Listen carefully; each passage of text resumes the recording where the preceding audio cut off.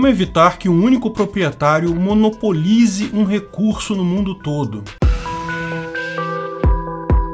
Essa é a Visão Libertária, sua fonte de informações descentralizadas e distribuídas. Em 2021, a falta de fertilizantes tem gerado problemas para o agronegócio. E lógico, isso vai acabar gerando problemas para todos nós mais adiante com a comida mais cara. Isso é algo significativo principalmente no Brasil, que é um grande produtor de alimentos e, por conseguinte, um grande importador de fertilizantes e herbicidas. De fato, a falta de herbicidas como o glifosato é mais séria neste momento que a de fertilizantes em si, mas ambos são insumos que agricultores têm tido dificuldade para comprar. O grande problema é que tais insumos são necessários em determinado período específico do ciclo de plantação e colheita. Se não houver tais insumos no tempo correto, corre-se o risco de perder a janela ideal de plantação e assim uma safra inteira. Mais uma vez, todos sabemos a origem dos problemas de disrupção da cadeia de produção. Durante a pandemia, vários investimentos foram parados, expansões e manutenções postergadas, porque ninguém sabia o quanto tempo a economia iria levar para voltar ao normal. Com a economia voltando tão rápido, a coisa desandou, pegou todo mundo de surpresa. Espera-se que apenas em 2023 esteja normalizado o suprimento desses insumos no mundo todo, e possivelmente com um custo mais alto. Mas afinal, por que fertilizantes são tão importantes? A Terra não está ali? Por que eles são necessários afinal? E o que isso tem a ver com o monopólio de um recurso no mundo todo? Bem, desde o momento em que os seres humanos deixaram a vida nômade e passaram a cultivar a terra, o aprendizado do que hoje chamamos de agricultura tem sido constante. Logo que descobriram a agricultura, os humanos perceberam que as plantas costumam crescer muito mais rápido e com muito mais força em regiões que têm esterco, restos de fezes de animais. Mas o aprendizado inclui várias tentativas e soluções locais. É conhecida a história dos primeiros colonos ingleses na América do Norte, onde hoje chamamos de Estados Unidos, que foram salvos da fome quando os índios locais ensinaram que o plantio naquelas terras requeria o uso de carcaças de peixe como fertilizante. Mais adiante, o uso de ossos como fertilizantes cresceu muito no mundo todo, a ponto de haver um comércio internacional de carcaças e ossos para uso como fertilizante. Nessa época também, agricultores da região do Peru descobriram que o excremento de morcegos em determinadas cavernas, excrementos que se acumulavam ali há milênios e eram chamados pelos locais de guano, aumentavam incrivelmente a produção de terrenos onde eram usados. O guano criou um furor expansionista nos Estados Unidos que acabou tomando posse de dezenas de ilhas no Pacífico com o único intuito de explorar o guano como fertilizante. O mundo todo usou por muito tempo esse insumo. Mas foi só no século XIX que um cientista, o alemão Justus von Liebig, elaborou a chamada Teoria dos Nutrientes Minerais, que deu origem a todo o desenvolvimento moderno dos fertilizantes. Ele apontou que as plantas precisam de 3 minerais para se desenvolver em todo o seu potencial: nitrogênio, fósforo e potássio, NPK, da sigla da tabela periódica desses elementos. As plantas retiram esses elementos da terra enquanto crescem e, portanto, esses elementos precisam ser repostos para manter a área cultivável e com bons resultados. Liebig é conhecido como o pai da indústria de fertilizantes. Todas essas tentativas passadas, desde o esterco de boi até o guano de morcegos, eram soluções naturais para fornecer esses elementos, o N, o P e o K. Mas agora que se sabia que esses elementos são a base da coisa, havia a possibilidade de aceleração desse ritmo, da exploração direta desses elementos. Pode-se obtê-los diretamente de minas ou locais onde sejam particularmente abundantes, e com isso o mundo todo foi inundado com fertilizantes baratos que tornaram muitas terras que antes eram totalmente não cultiváveis em terras ótimas para serem usadas. O Cerrado brasileiro foi uma dessas regiões. O uso de fertilizantes e correções de pH do solo, com a soja modificada geneticamente para o clima do Planalto Central, que gerou a potência alimentar que o Brasil é hoje.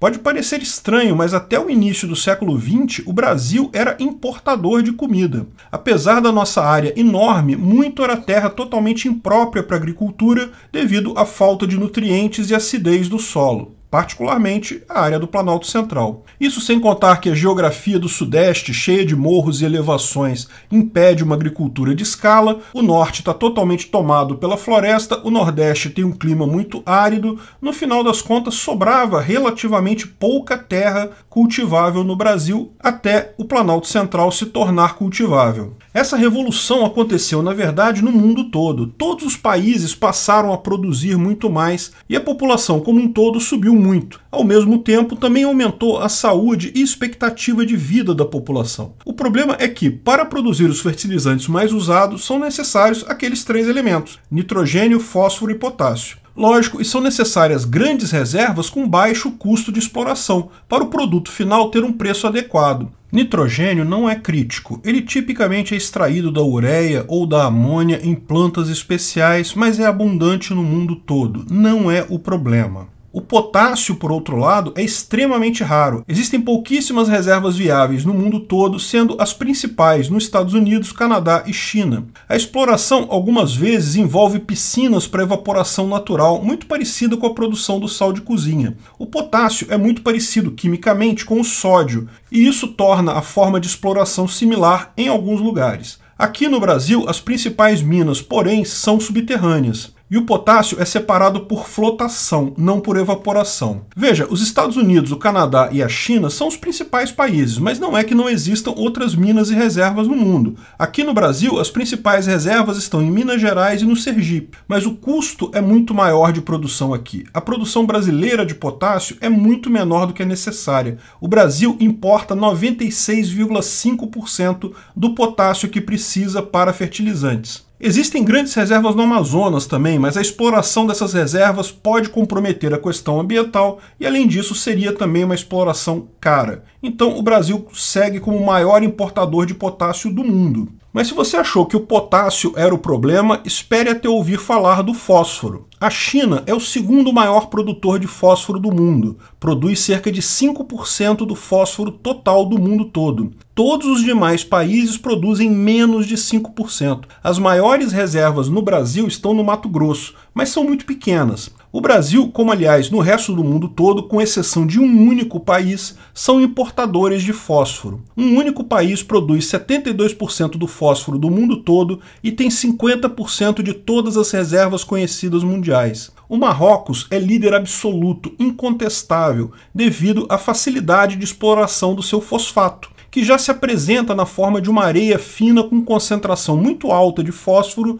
na superfície. O fosfato no mundo todo tem concentrações menores e fica em restos de bacias sedimentares que eram, no passado, fundo de oceanos. No Marrocos também é isso, mas esses depósitos, por questão de movimentação da terra, estão na superfície. Basta carregar o fosfato em esteiras enormes transportadoras, que podem ser vistas até do espaço, e colocar nos navios. O resto do mundo tem que cavar grandes minas para extrair o mineral, tornando economicamente inviável. Porém, é preciso deixar claro que a falta de fertilizantes atuais não é reflexo ainda do final das reservas desses minerais. Estima-se que as reservas do Marrocos durem ainda pelo menos mais 100 anos, no mínimo, mesmo na pior hipótese de aumento de consumo prevista. Mas, é lógico, sendo um recurso não renovável, certamente um dia irá acabar. Sobre isso, é interessante ver a argumentação que algumas pessoas fazem contra o anarcocapitalismo, que vai na seguinte linha: ah, mas e se uma pessoa for dona de todos os recursos do tipo X?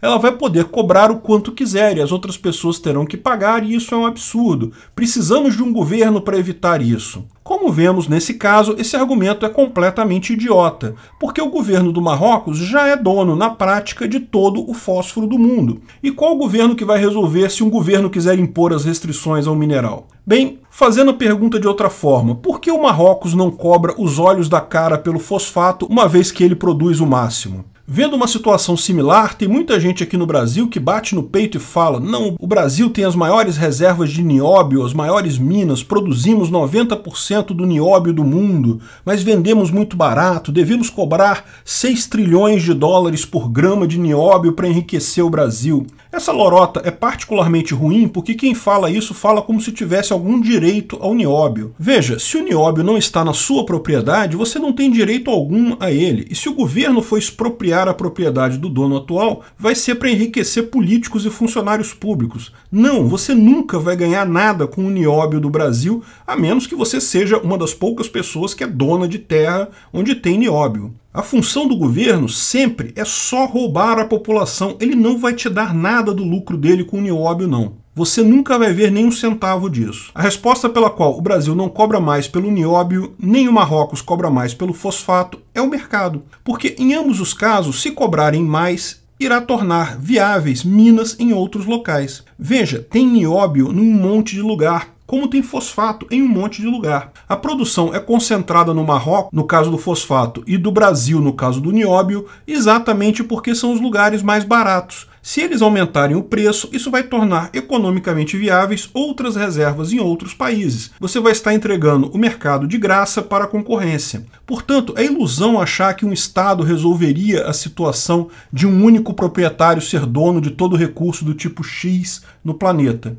Primeiro, porque Estados agem exatamente como se fossem proprietários desses recursos em vários casos. Eles não te protegem do problema, eles são o problema. Segundo, porque o mercado já garante que mesmo um Estado nessa situação não consegue aumentar preços loucamente ou impedir competidores no mundo. E não se preocupe com a falta de fertilizantes. O que houve foi uma disrupção da cadeia de suprimentos devido à pandemia. Fica em casa, a economia a gente vê depois, lembra? Então, um monte de gente levou isso a sério e agora estamos todos pagando o preço econômico disso. Mas em breve o mundo volta ao normal. E quando acabarem as reservas do Marrocos, bem, os preços vão subir um pouco, o que vai viabilizar minas de fosfato em outros lugares. E pronto, sem estresse. Havendo livre mercado, tudo se ajusta.